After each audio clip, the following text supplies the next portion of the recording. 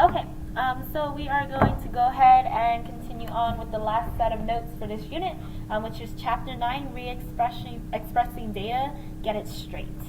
Okay, so what we have here, right, is a scatter plot, and it's showing the relationship between fuel efficiency and weight for late model cars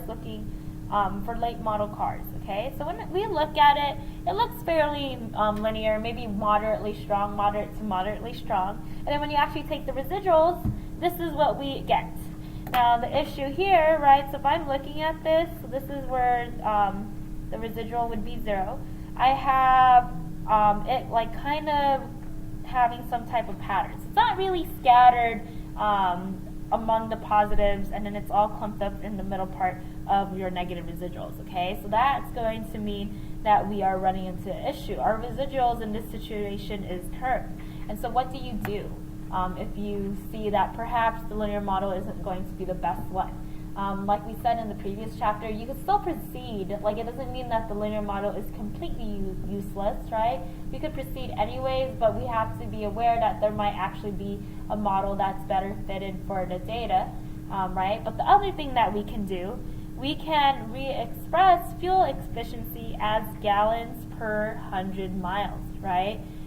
So we're going to be taking a reciprocal of the units, right, and we're just going to change the numbers slightly, and that's going to allow us to eliminate that bend, right? So if you're looking here, there's like a slight bend here.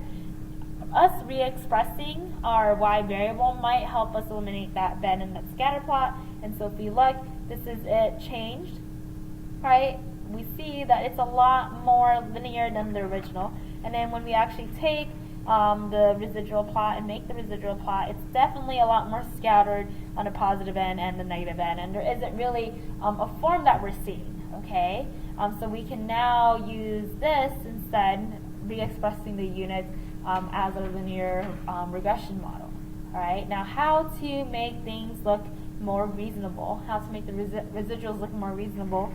Basically what you're doing, right, you're going to go ahead and create your initial model for any scatter plot that you have, right? Then you want to plot the residuals. Now, if you see that the residuals are scattered, then you're good and you're done. Like, that linear model is fit. But if you see that there's a curve or some type of form, right, that means that you need to build another model. Now, after you build that other model, then that's what you want to be using to go ahead and interpret and use the model, okay? Now, why does this matter? We ultimately want to find the best fit for the data, right? Because again, in statistics, it's all about us trying to find a pattern in the variability that we see in everyday life, right? So we would ideally want the best fit. So when we re-express data, we're basically just going to think about the data differently, but it's not going to like compromise what those data values meant, right? And it allows us just to have a better picture of the pattern that we see happening. Okay, so why we want to do re-expression? It can make the distribution of the variable more symmetric. Okay, so if you look at this, this is initially right skewed, okay? But if I actually took the log, right, of my x variable, I make it look more symmetric. And now I can say more things about it, okay? The second reason why you want to do re-expression is that it makes the spread of several groups more alike, even if their centers differ, so that we can have a better like idea of which one has like a bigger range, okay? So if we're looking, right, so you could barely see where the centers are for these box plots, and then we have all these outliers here. But if you took the log of your y variable, just like how they did here, it gives us a better picture of what's happening. And now we are better able to compare these, okay? And then what we saw in the front page, right, it actually makes the scatter plot a lot more linear, okay? So if you look, this is the original y variable.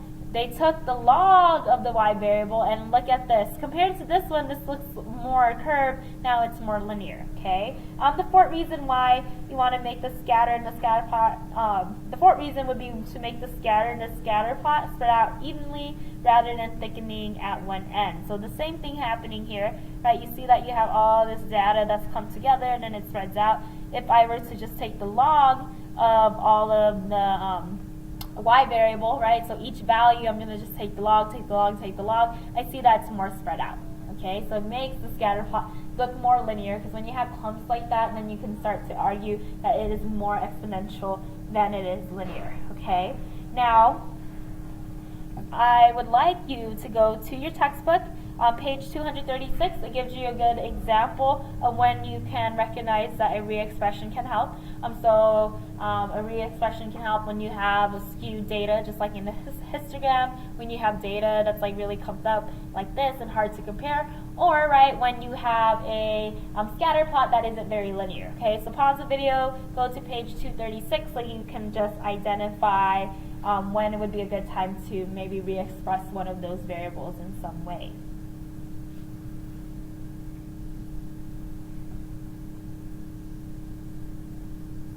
Okay, so once you have determined when you can re-express the variable so that we could change the plot a little bit so that it's much more user-friendly so that we could establish a pattern, we have two main approaches, right? So here's plan A. You could use the ladder of powers approach. And basically, the ladder of powers orders the effects that the re-expressions have on data. Okay, so what you're going to do is either start at squaring everything, right? And when you square everything, you're just going to go to each data value and multiply it by itself. So we have square of data values. And when you might want to try this, you want to use it with unimodal data that is skewed to the left. Okay, so when you square it, right? Or you could just take it to the first power, right, which doesn't do anything to it. So this is just when you're working with the data itself. This is what happens. So this is, you can't really do anything when you have positives and negatives, right? So it's not going to really benefit from trying to do a re-expression. Okay, so data with positive and negative values are less likely to benefit from re-expression. Okay. What else you could do? You could take it to the 1/2 power, which is just taking the square root. Counts often benefit from a square root re-expression, right? So if you're looking at the frequency of something occurring, then it might make sense to take the square root, right? Power to the 0, this is when we're going to be using logs, right? So that's when we head over to plan B. Okay, so if these didn't work and then you're going to try this, this is actually where you want to use the log expression.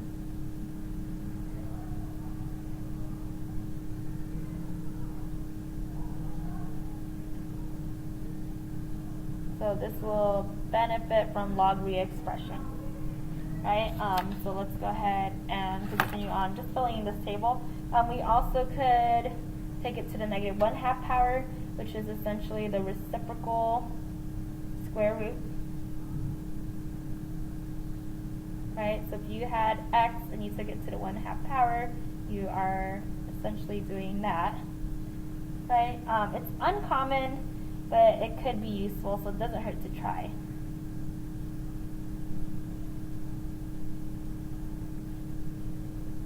And then you have to the negative 1 power, which is just the reciprocal. So whenever you have a ratio of two quantities, right, then you would want to maybe flip it. So if you had miles per hour, maybe it might make sense to go hour per miles or time per miles, right, and change your time unit if you need to, right?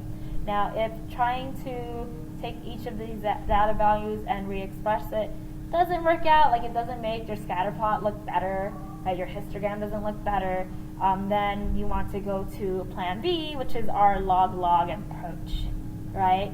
Now this works when none of the data values is 0 or negative, right? They can be really useful trying to find a useful model for you, right? So you could take the logs of both the x and y variable, or you could re-express the data using some combination of x or log x and then y or log y, okay? So the first way you could do this is exponential.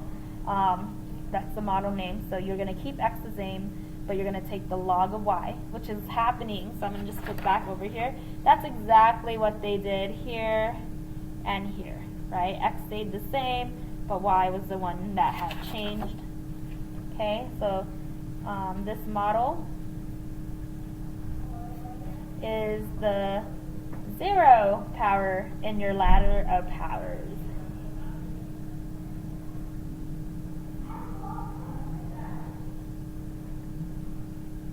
Okay, this is useful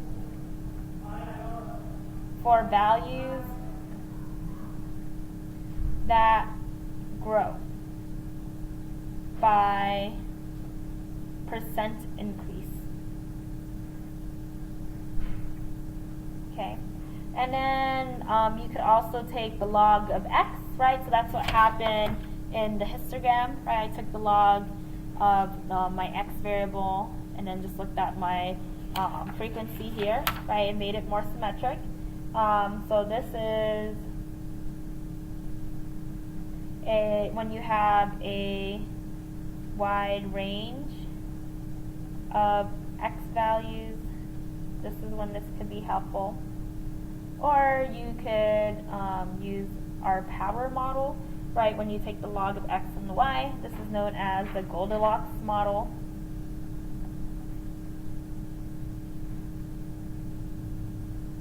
Right? Maybe if you just take, if you try to do the ladder powers approach and none of them work, like it's too big or it's too small, this one might be just right, okay? So that's the Goldilocks model.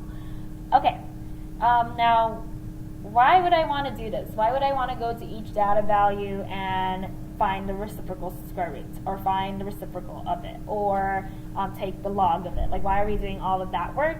Right? Because what we are trying to understand when we look at data is that it could take a form. Okay? So there are curves like this one that would fit perfectly into this data, but the reason why we would want to maybe re-express data is because lines are just easy to understand. Like, we have been learning them since Algebra 1. Like, we can see an equation, y equals mx plus b, and we have an understanding of m, and we have an understanding of b, right? M rise over run. Now we could just put it in context of the real world, okay? So that's why we want to re-express. Now, what that looks like, so I'm going to just look at some data that I already have in my calculator. So this is from one of the problems that you're doing. Right, I have my x variable and I have my y variable, okay? What I'm saying when you're trying to re-express data is that you want to take each variable and you want to change it in the same way. And so if I wanted to follow specifically our exponential model, right, it says that I'm going to keep my x values the same, and then I'm going to have take the log my y values, okay? So if I have this data here, let's just go ahead and look at what that stat plot looks like. Okay, so I'm just going to make sure it's turned on. Oh, this is not, let's look again. So stat plot, it's on. My y list should be list 2, so let me just change that real quick. And then let's look at the scatter plot. Okay, so this is my scatter plot. It looks pretty linear, right? I'm going to just play around it. So let's say I kind of see that maybe I could argue that's slightly curved, right? So then I could try to work to re-express that data. Okay, so I can play around with the values that I have. Okay, so I'm going to go ahead and try the exponential one. And so what I'm going to do, right, is either I can individually go to each number, right, and then take the log of it, or I could just take the log of the whole list.